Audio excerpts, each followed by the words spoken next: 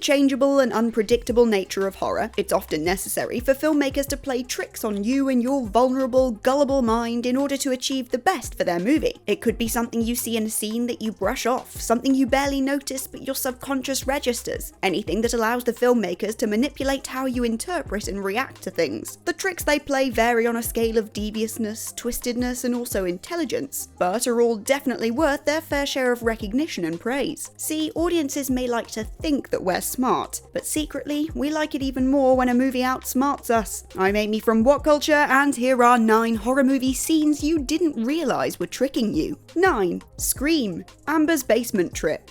Scream has always been about tricking its audience, and the filmmakers know that a good portion of modern audiences are very film literate, so of course the film attempts to subvert their expectations to keep the tension high. One particularly satisfying way it accomplishes this is by the many fake ghost faces littered around scenes. Scream's signature killer isn't really a difficult lad to spot, what with his bright white mask and all, but the new movie intentionally lingers on Ghostface-esque figures in the background to make you think, wait, is that him or is that just my mind playing tricks on me? It happens with the lingering shots of darkness in the opening when Wes is wandering around his house, and again when Amber heads to the basement in the finale. In each of these scenes, there's something in the background that resembles the Ghostface costume just to unnerve the viewer. This is a simple one, so you can actually have a little bonus for free. From a narrative perspective, the film also tricks you by having Dewey correctly guess the killer in his very first scene. He points to Richie and says that the lovable boyfriend is always the main suspect, throwing you off the scent because why the hell would a movie spoil its own twist so casually, huh? 8. American Psycho. Detective Kimball's interviews. I'm of the opinion that every performance Willem Dafoe gives is a work of art. His part in American Psycho is no exception to this, where he plays private investigator Donald Kimball. Kimball is hired to look into the disappearance of one of killer Patrick Bateman's victims. There are 3 vital interview scenes throughout the film, where Dafoe seems to switch erratically between levels of suspicion. It's confusing and jarring and can leave you wondering, what am I missing here? What's going on? And that is for good reason. This little trick was genius on the part of director Mary Hannon, who had Dafoe perform each of these scenes 3 times. For each take, she instructed him to perform differently, once with certainty that Bateman was the killer, once with medium suspicion, and once as if he was totally unaware of Bateman's true nature and involvement. In the edit, these performances were cut together to keep you on your toes, and keep the audience in a confused state as to the reality they were taking in. It's not that Dafoe was giving an inconsistent, janky performance, or that you just weren't understanding what you're seeing. It was a super clever little directing trick from Hannon. 7. The Shining. Danny on his tricycle. We all know that iconic bit of the movie where we follow Danny around on his trike. So telling you the trick in question here is to do with the floor plan of the hotel might make you roll your eyes. I mean, no one would notice such a small thing, right? In fact, the way the sets and shots were constructed so as to make the Overlook Hotel an impossible structure plays perfectly into the film's ever-present feeling of claustrophobia and unease. Over the years, a few people have mapped out the floor plan to reveal an abundance of impossible rooms, doors that lead to nowhere, and windows where windows simply shouldn't be. The effect this creates is shown most clearly as we follow little Danny around. The winding halls and imposing door frames create a nonsensical, claustrophobic space. It appears to audiences like a labyrinth, making us feel trapped, lost, and fearful. When other, more overt horrors are in store for Danny, we're expected not to notice the layout of the set. Instead, it's something that our brain is subconsciously aware of before we are, making this the perfect trick to build fear in the background. 6. Urban Legend. The opening scene. When it comes to tricking audiences, I would be remiss not to throw in a classic red herring moment, but there's actually something a bit extra to this. Famously, the opening of the movie sees Michelle flee a gas station after the attendant, played by Brad Dourif, attempts to lock her in the station with him and chases after her. The whole thing is fantastically done, made even better with the payoff that actually he was never a danger to her. He was only trying to warn her of the murderer hiding in her back seat. Obviously, that's a great little trick to play, setting someone up as a creepy villain only to completely flip the script. But Reddit user Jake291 pointed out that the casting of Brad Dourif himself was part of the gimmick. He points out that Urban Legend recruited a number of well-known horror villain actors to appear in the movie, including Child's Play's Brad Dourif, Nightmare on Elm Street's Robert Englund, and Halloween 4 and 5's Danielle Harris. And I know calling her a villain might be a bit of a stretch, but she is a murderer at least. Seeing these actors, particularly in the opening scene with Dourif, helped direct the audience's suspicions towards characters we presumed would be villains too. Whether or not this is intentional, we don't know for sure, but it's certainly an interesting idea.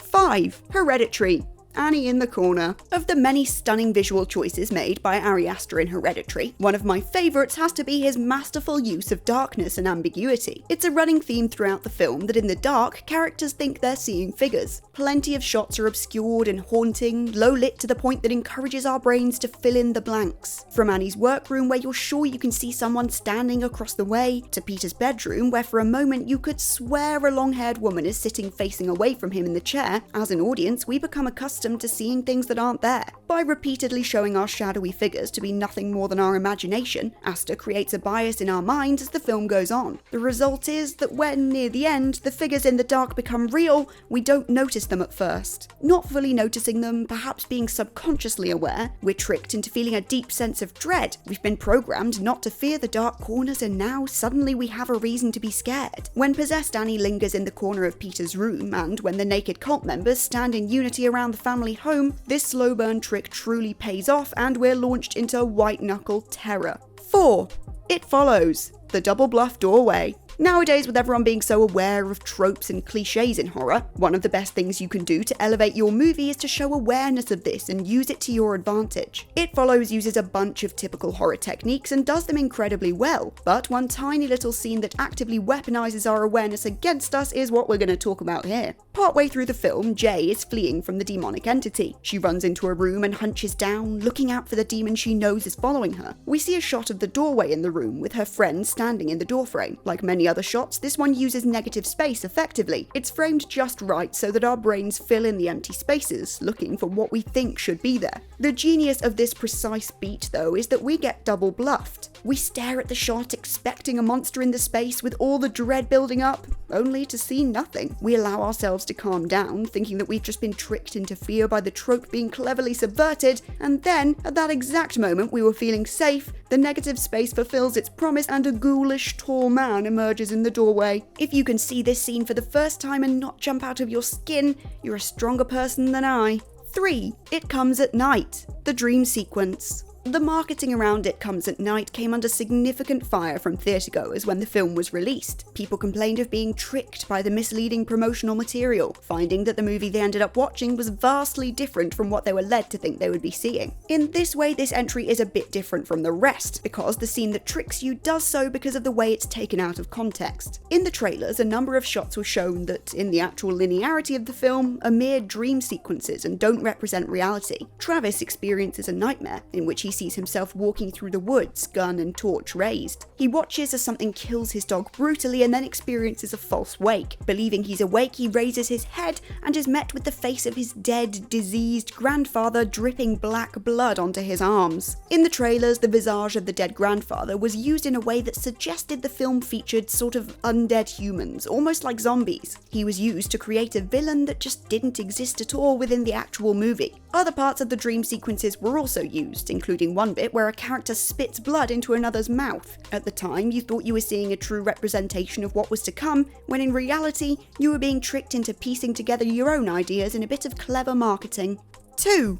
Goodnight Mummy. At the Lake. Now, this one might upset some people because they don't agree with me over what the scene depicts. These people can take that problem up with some Reddit forums or something because they're not changing my mind. Near the beginning of the film, we see twins Lucas and Elias out and about enjoying the summer. They walk along some rocks, by some nice woodland, and at one point they head to a lake. We see Elias on a floaty looking around for his brother, but next to him in the water is only a burst of bubbles rising to the surface. But the movie continues on, with us seeing the boys at home playing games, torturing their mother, yeah, you know, all the normal lad stuff. So you just kind of forget about that weird moment. Only when we find out that Lucas has been dead all along do we realise what we actually saw. Their mother tells Elias that Lucas's death was not his fault, suggesting that Lucas died out in the lake by drowning when Elias wasn't paying attention and was thus unable to save him or help him. The film's nonchalant treatment of the moment in the flow of the scene tricked us into forgetting it, tuning it out as meaningless, when really it held the truth all along.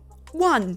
Irreversible. The nightclub scene. Of all the tricks horror films play on you, few will make you feel the level of physical discomfort you experience in Irreversible's half-an-hour bombardment. We all know that horror essentially is a psychological endeavour. Filmmakers can't reach out through the screen and punch us in the face, so how much of a physical reaction can they really get? Obviously, there are plenty of parts of this film that may make you physically recoil because of the mental discomfort you experience. Apart from that though, director Gaspar Noé admitted in an interview that he utilised sub-bass sound in the nightclub scene in order to induce physical discomfort in the audience. As you watch, you likely won't realise that you're being tricked into feeling a deep sense of dread, one that even has the ability to make your body shake autonomically. The reason for this is that the scene features a continuous frequency of 27 Hz, a frequency that elicits such a reaction from humans that police use it to break up riots. Even with all my contempt for the film and for Gaspar Noé in general, I have to admit that employing that little trick to make a bad scene even worse, in terms of discomfort of course, was pure genius. And with that, we've reached the end of this list of 9 horror movie scenes you didn't realise were tricking you. If you can think of any more scenes you would have included on this list, then please let me know in the comments down below. And remember to check out whatculture.com for more lists and articles like this every single day. As always, I've been Amy from What Culture, and I'll catch you next time.